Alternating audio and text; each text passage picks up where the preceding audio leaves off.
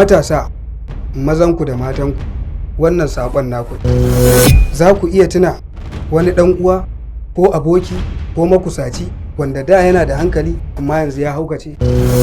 Shin ko kun san cewa Banalin, tablet, Tramol wasu abubuwa dai da suke sa maye, ko kun san suna ɗaya daga cikin ummul aba'isin da al'ummar mu suke haukacewa?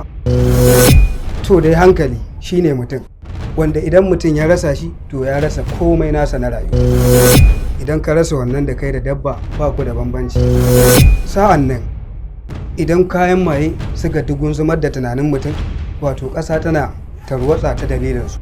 Shine mutum zai aikata abu da ba a hayyacinsa yake ba, zai aikata abin da wannan ƙwaya ita ta sa shi, kama daga kan kisan kai, fyaɗe da dai sauransu.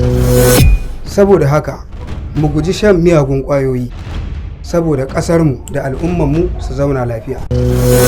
Wannan shine saƙona a gare ku. Mu ƙoƙari mu gyara don Allah, ka zama ɗa na gari.